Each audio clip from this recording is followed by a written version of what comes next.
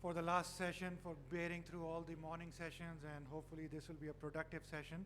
So I want to ask the audience here, how many of you have been involved with CF management? So few of the hands here, mashallah, that's good. So for rest of the crowd, I think there will be some learning at least. So we are going to talk about the patients which are living through and aging through pediatrics and coming to the adult side, talk about some initial pathophysiology. We'll also discuss the role of the new medications in CF management. I think as I understand right now, it's mostly pediatric presence here in Pakistan. So in adult world, the CF is actually, the mortality rate is way low. The median life expectancy is past 70 years, 70. And in Pakistan, I think it is rare to see patients above age 21. And I think there are few patients on the WhatsApp group, hand count of about 2 or 3, which are between the age of 12 and 23. So just to highlight, and I have to zoom through in 30 minutes about 70 slides. And my point here is to hopefully give you some information beside tuberculosis and all the infectious diseases and COPD asthma. So in adult side, we are seeing these patients, for example, this case here, a 29-year-old who has got frequent cases of recurrent bouts of infection, pneumonia, frequent bouts of cough, goes out, get antibiotic, come in, goes out, come get antibiotics. So we think about those cases as difficult to treat infections. Sometimes we also think about patients who have difficult to treat asthma. Despite all multiple inhalers, they just can't seem to have control of their symptoms. Also, patients have those bad sinus disease or sometimes sinus polyps if they have had a CT sinus. Also, sometimes they have gone through an endoscopy or seen through ENT doctor. They also could have some bad sinus symptoms. As I mentioned earlier, the other red flags could be multi-organ involvement, like GI system involvement. In US or other Western world, sometimes the irritable bowel syndrome is quite frequent in those patients with undiagnosed abdominal pain and also some constipation. So those are some of the red flags, and we think about those patients to be potentially going through a sweat test, and with the quantitative technique, a sweat chloride of more than 60 is diagnostic of CF. The mutation panel, we do a sequencing, and we look at these mutations which are potentially eligible for the new treatments in CF, the CFTR modulators. So these are life-changing drugs. They can actually reverse the basic defect at the receptor and improve conduction of chloride and leads to significant improvement in symptoms. We see some physical exam findings of crackles, or sometimes we see some clubbing. We also could have some bad sinus drainage or purulence around their turbinates. PFT are kind of non-specific. They show a mixed pattern with preserved ratio. Chest X-ray can show all sort of difficult reticuloannular opacities. Sputum cultures can show some Pseudomonas or non-tuberculous mycobacterium. We also do the vitamin levels. We look for A1C, and it's an annual workup, and we can see some abnormalities there in some of these patients.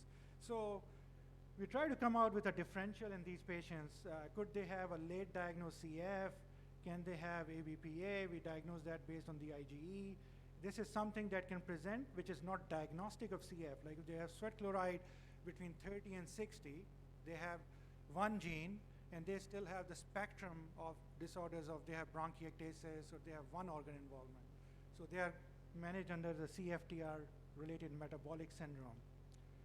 So the diagnosis on this patient is late diagnosed CF at age 29. And the key in this patient was that we have that mutation, the G551D. G551D is a mutation now that is eligible for the triple modulator therapy. In 2019, there was a land-breaking trial. Really has changed the manifestations of CF management. It can improve the conductance of chloride, can reverse the manifestations of all the bad, even some of the bad infections. The culture negativity can be seen. So we give these patients the Trikafta, we put them on Pulmozyme, vitamins, and you see some improvements in their symptoms. So based on the history, originally in 1936 or so, the CF was initially discovered by Dr. St. Agnes, and she was someone who was applying for residency in medicine, did not get a residency in medicine, became a pathologist in New York, and was able to diagnose the world's one of the first term of CF of the pancreas. And then on and on, in 1989, the CF gene was discovered, and there were several developments since 1950s to 1989. CF is an autosomal recessive disease, so it means for that to have, you need to have both parents. So in US, we have a reversal of adult to pediatric ratio. On this chart, you see from 1990 to about 2019 or so, the survival.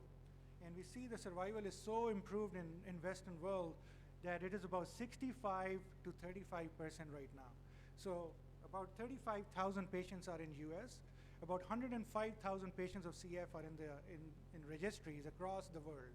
And a significant presence of that is in the adult world now. As we can see here, a gradual improvement. There are many more patients with CF who are above age 21. And this is my own study. I looked at the registry data from 2008 in the US CF registry over the last 4 years. The adult patients were diagnosed around mean age of 36, and the prevalence is about 10% in US registry. Again, the genetics tell us both one gene from the mother, one gene from the father. So if they are related or they have cousin marriages, like here in Pakistan, or there is a pretty high chance to have a CF child. So 1 in 4. 2 in 4 chance of having a CF carrier, and 1 in 4 to have a normal child. In West, there's about 1 in 3,000 live births, but there are more than 10 million carriers. So if we say if there's a room full of 20 white people, there are about 1 carrier in those. So it's pretty common over there to see that. Over here in Pakistan, I thought that the CF is very non-existent. But when I came across some of the channels in WhatsApp and social media, I was astonished to see I'm a member of about 305 plus patients and families who are having CF here in Pakistan, and they don't have access to medications, they lack access to equipment. So that's what drives me today to join, and I really appreciate the opportunity by Pakistan Chest Society and Dr. Jawad and the entire team and colleagues and all the colleagues here. So the success of the modulator is so good that now these women are getting pregnant. So in the last 2-3 years, the pregnancies jumped so much since these modulators came out. So the survival is so hugely impacted that they feel like that they can even get pregnant. So all the manifestations of CF have improved. So the survival continues to go up, number of pregnancies go up, the infections continue to go down. These are multiple infections, resistant infection. The lung functions continue to go up, and the exacerbations go down. There's about a 70% drop in pulmonary exacerbations. Each exacerbation over there costs about $150,000 to $300,000 per admission. An admission lasts about 14 days. So that's a huge impact of cost savings, 70% reductions. Even though the cost of CFTR modulator is about $350,000 per year. That pill is about $1,000 per day. But the impact of that is huge on quality of human life that it almost pays off eventually at the end of the day. So the question is asked, what is the CF protein? Where is it located? So it's a chloride channel. And it is located at the epithelial surfaces of most of the linings of lung or sinuses and in the liver, intestine. And it is responsible for taking the chloride out and taking the sodium in. And that fine balance maintains a fine layer of liquid presence on top of epithelia. The length of this layer is about 7 microns. And why is it important? Because the length of the cilia is about 7 microns, and they have to beat at a frequency of 5 to 15 hertz. When we lack this fluid, we end up with this. There's no fluid, the chloride can come out and lead to excessive mucus production, leading to a lot of infections and destruction, leading to progressive bronchiectasis. I will see if this video plays. All right, thanks to the IT staff here, awesome job. This is the cartoon fashion showing us these cilia beating, the mucus is on top. These are the epithelial surfaces right here. And these are the ions which are above and flowing in this liquid medium. Here in a second, we will see the chloride channel coming up. So this is the CFTR protein. The chloride comes out, sodium comes in, and the fine liquid layer is maintained. And when we don't have that, we are going to see what happens in this cartoon. So the CFTR is missing. There is lack of liquid layer. Mucus production continues to go unopposed, leading to a lot of thick concrete mucus, eventually leading to more infection and inflammation and hence progressive CF. Again, chloride can't come out. Sodium continues to come in, takes the water with it, and there's lack of fluid on top of their liquid layer. So these are the mutations in this cartoon right here. A normal CFTR is produced in the nucleus. It is transported into Golgi apparatus, goes to the ribosomes, and becomes deposited into the epithelium as a CFTR receptor. When there is no protein, it's a class 1 mutation. Now, this division is the severity of CF. The question is for the adult team, like, why is Dr. Chaudary talking to us? These are the patients which are going to present in classic form in pediatrics at birth. These are the patients which are walking among us, which may not even know that they have CF. The talk today would be more beneficial for these patients which are walking with, they can have one of this mutation and one of this mutation and still have only manifestation as infertility, as bone loss, as osteopenia, as osteoporosis, things of that nature, as bowel obstruction. So you can just think about chronic pancreatitis. I have diagnosed 1 to 2 cases each month in adults, 30, 50, 60-year-old. The oldest patient I see is 89 years old. She has CF. So just to put into perspective how this thing is more relevant to the adult audience here. So for the trainees, the question is, if the sweat chloride is so much high and the chloride is not coming out, why is chloride content is diagnostic of CF? So the mechanism of CFTR varies in the sweat duct and in the lung epithelium. In the sweat duct, it is responsible to move chloride from the lumen into the cell, and in the lung, it is responsible to get out of the cell. That's why the chloride is diagnostic, because that unopposed chloride that can come back into the cell comes out, and they become more diagnostic of having higher of 60 millimoles. I always trick my trainees over there about some of these things. This slide gives us some evidence that these patients can present as borderline cases of isolated single organ presentations. So they can have infertility, they can have plain chronic sinusitis, they can have chronic pancreatitis, chronic constipation, they can have difficult to control asthma, infertility. The CFTR, the classic form has less than 10% protein.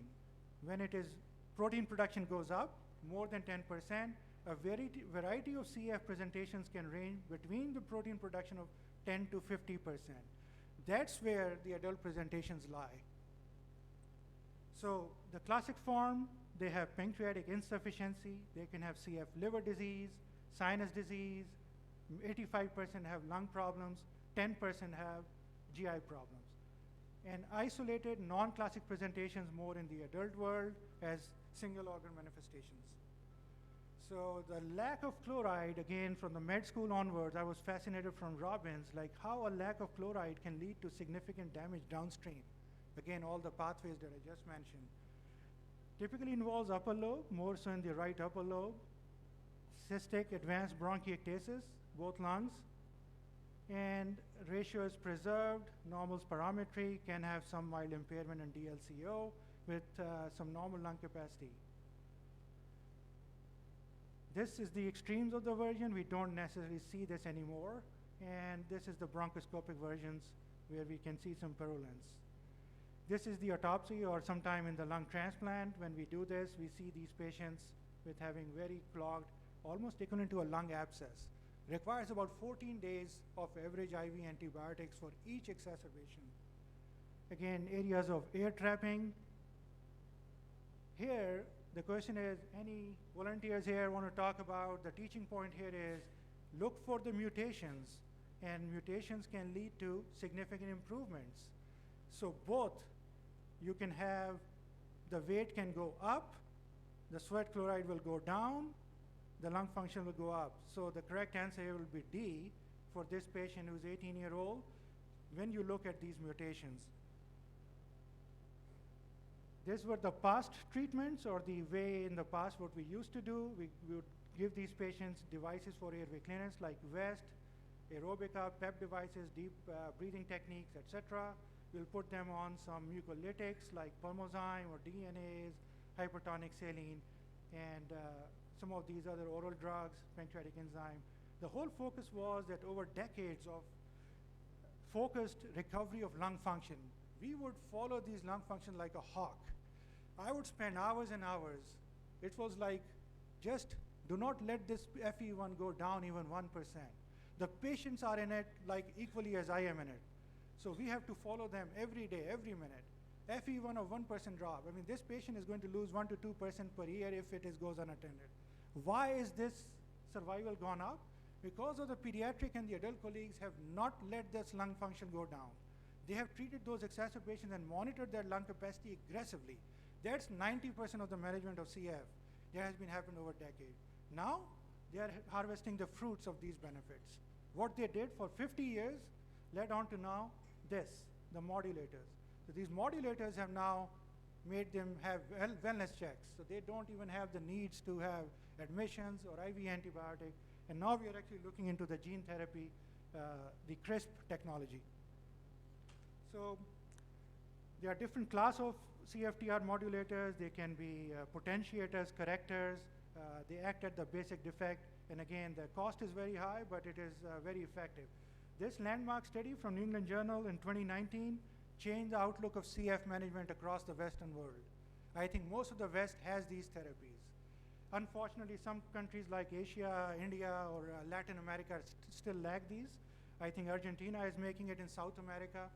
I've been in network with Vertex Pharmaceuticals and trying to network with locally here in Pakistan to see if this drug can be brought up here. It is my desire, prayers, wishes with all of you for our patients. I have patients on the WhatsApp group. I am in a spectrum where these patients are loving this pill and enjoying the life of their time, the time of their life, you know. And I have these patients here in Lahore and Karachi who have the mutation to get this drug because this drug is given to mutation, but they cannot get this drug. It is such a bad feeling to have. I just cannot do. I have to just open my hands to God, Allah Mia, and say, please help. Do something in Pakistan.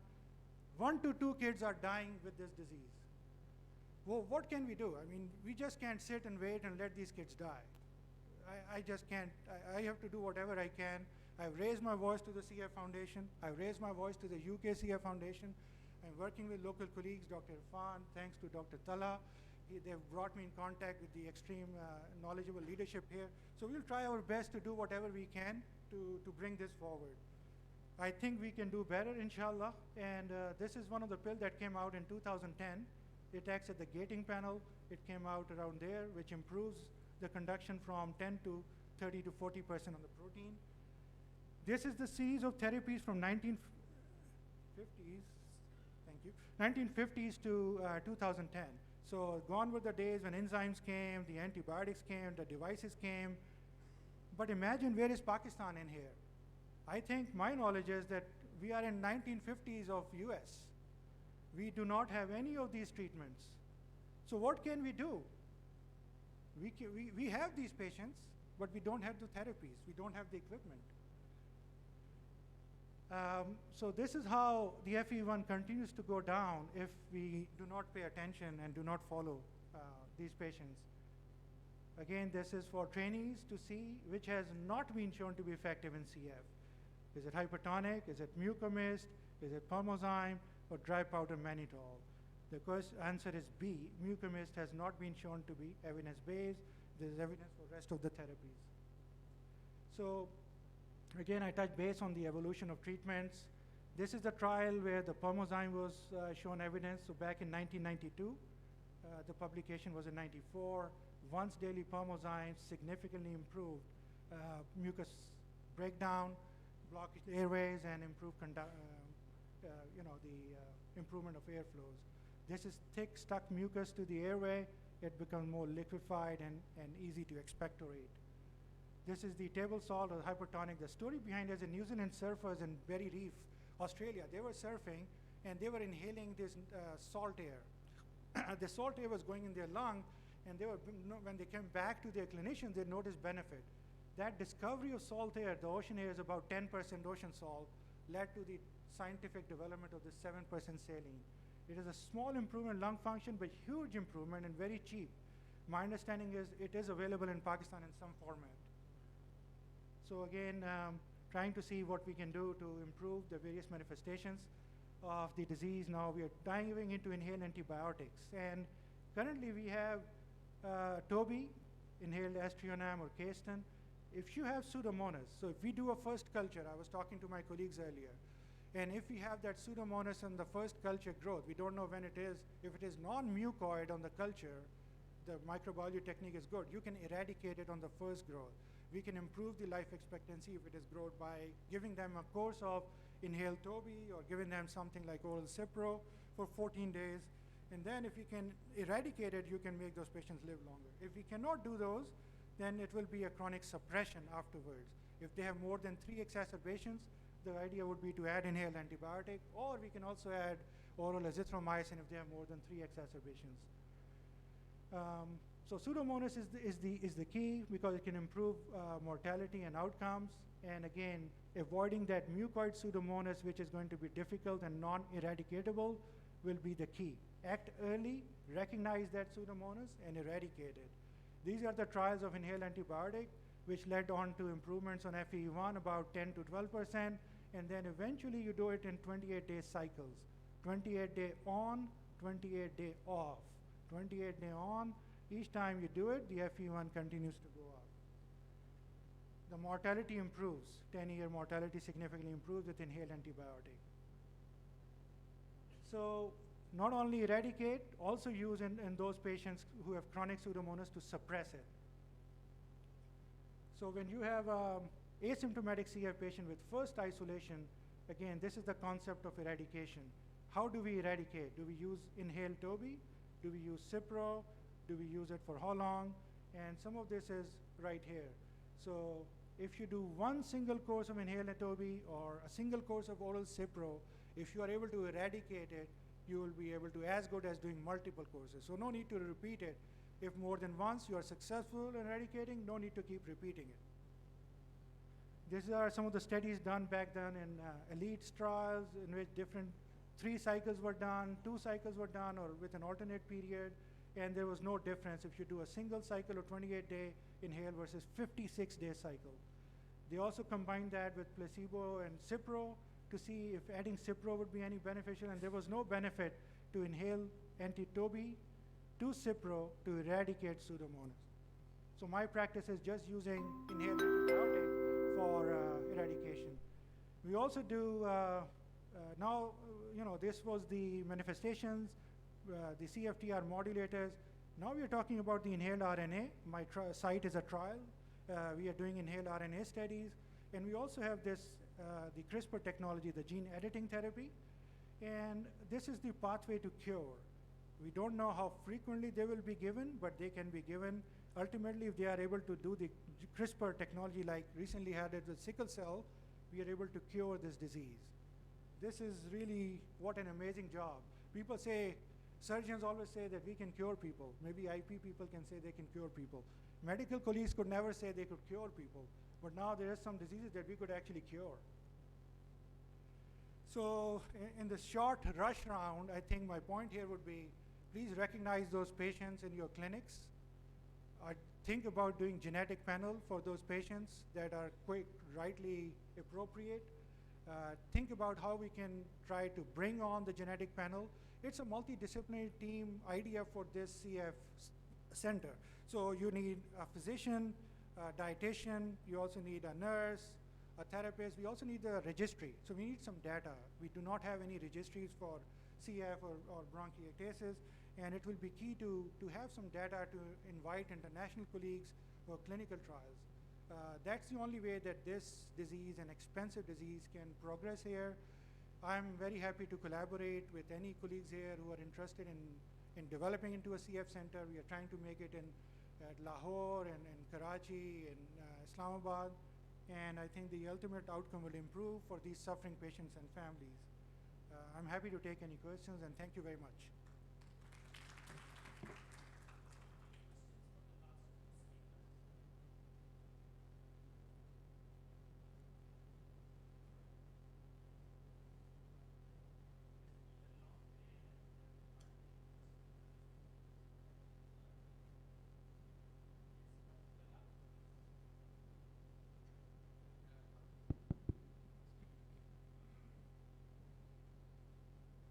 very much, Professor Hosani and Professor Nauman Chaudary, for the excellent talks.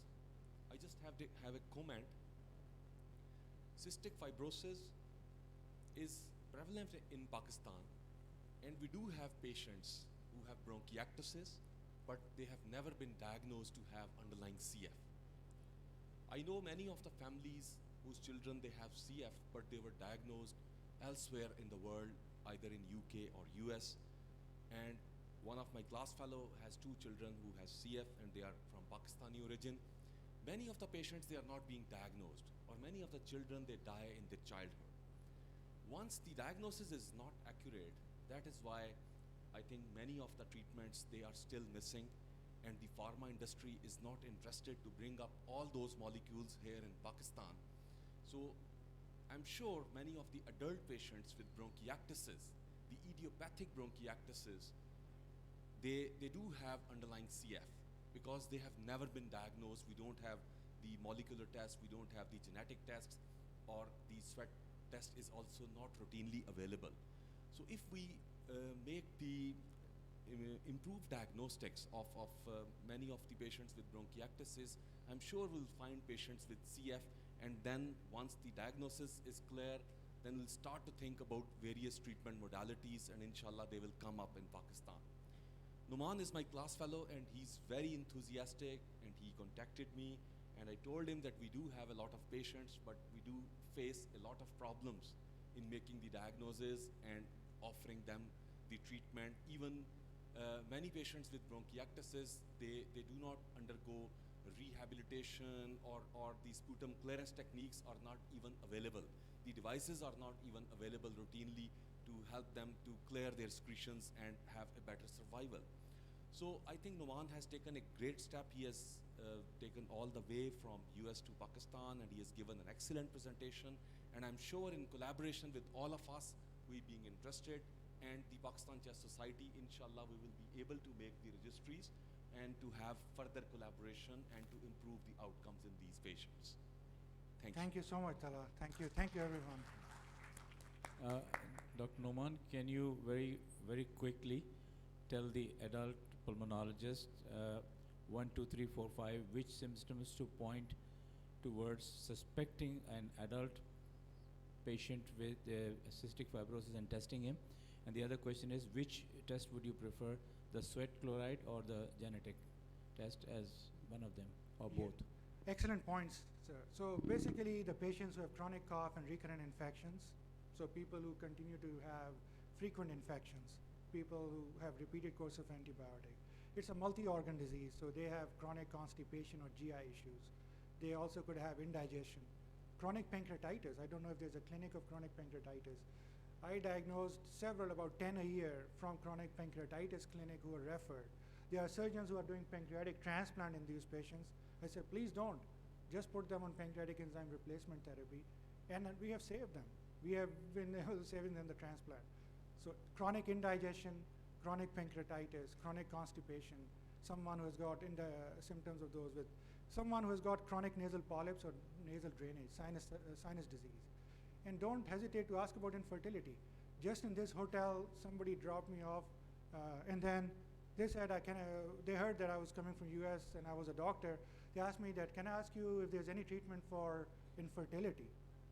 And I was like, okay, what a coincidence. So are you infertile? And that discussion led on to like, have you ever been told that you could have CF? And I said, no, I've never heard about it. So it's the point, like, can we keep our ears open? Can we keep our eyes open and hear those patients who have infertility? I'm sure they walk.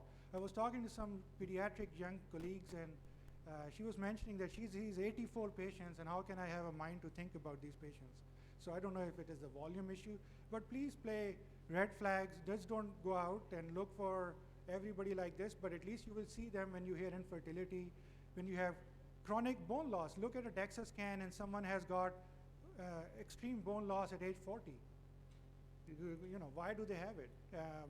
Look at the manifestations of vitamin deficiencies, A or whatever vitamin is available. The problem is some of this may not be there. But go back and scan through your bronchiectasis patients, as Salah mentioned. Look for those patients who have got everybody says it's TB. Well, TB is it TB the chicken or the egg? Is TB primary or TB secondary? So what made that? Maybe there's another cause that caused the bronchiectasis. I'm sure there are patients in bronchiectasis world here in Pakistan who have underlying cause of bronchiectasis secondarily infected by the TB in case. The other thing is weird organisms.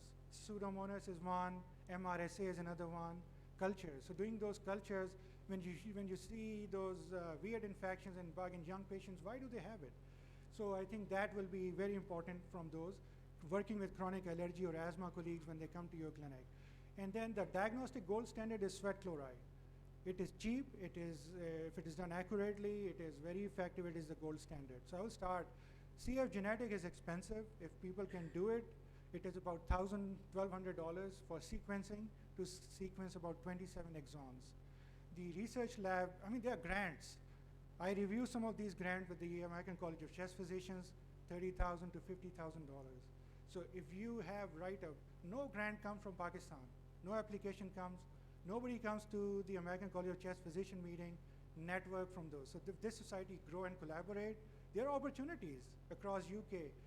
Again, thinking through those clinics, writing those posters, bringing it up, and a poster can be written in a month. Look, doing quality improvement projects in your clinics. Look from those, I think some studies were being presented earlier by Dr. Javed, pollution and those, so highlight them and bring them up to US to present.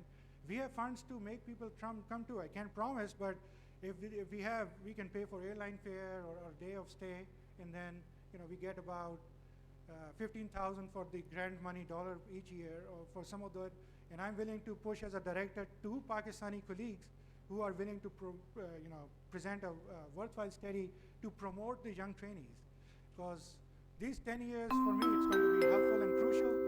After that it will be, I think, the young colleagues, so it will be helpful to work together on this. Thank you very much.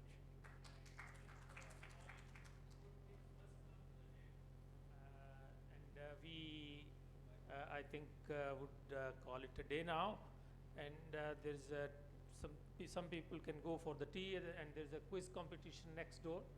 And thank you very much, Dr. Ali Musani. Yeah, very kind of you. We enjoyed your presentations.